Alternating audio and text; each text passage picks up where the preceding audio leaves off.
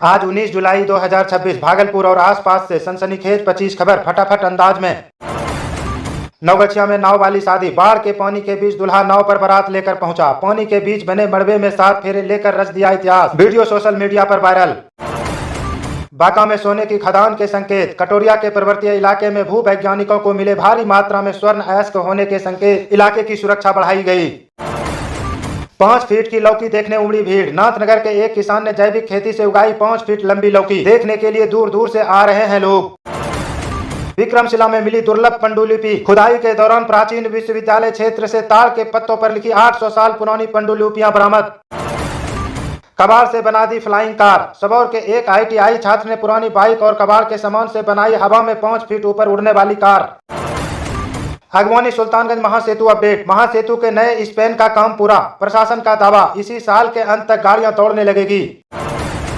मायागंज अस्पताल में अनोखा ऑपरेशन। डॉक्टरों ने बिना चीर फाड़ के नई लेजर तकनीक से मरीज के पेट से निकाला 200 ग्राम का ट्यूमर।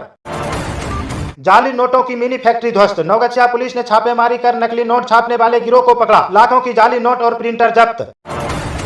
सरकारी स्कूल में रोबोटिक गुरुजी। जगदीशपुर के एक सरकारी स्कूल में बच्चों को विज्ञान पढ़ाने पहुंचा रोबोट। बच्चों में पढ़ाई को लेकर भारी उत्साह।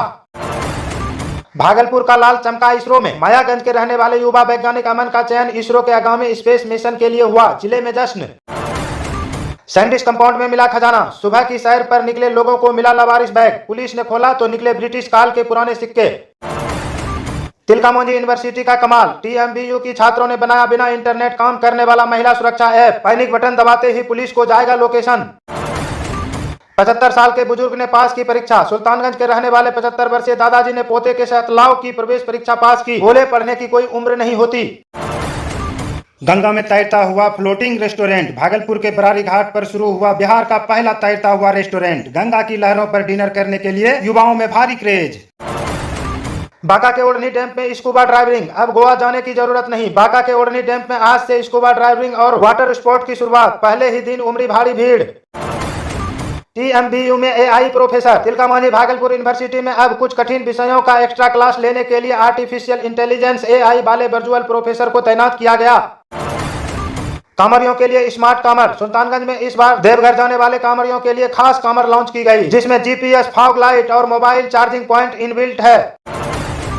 अद्भुत बछड़े का जन्म। नवगछिया के एक गांव में एक ऐसे बछड़े ने जन्म लिया है जिसके माथे पर प्राकृतिक रूप से त्रिशूल की आकृति बनी है। लोग इसे चमत्कार मानकर पूजा कर रहे हैं।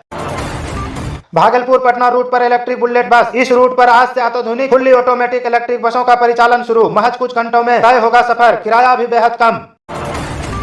कहलगांव में पाषाण काल के औजार। NTPC क्षेत्र के पास खुदाई के दौरान आदि मानव काल के पत्थर के हथियार और औजार मिले। पुरातत्वविद रिसर्च के लिए पहुंचे।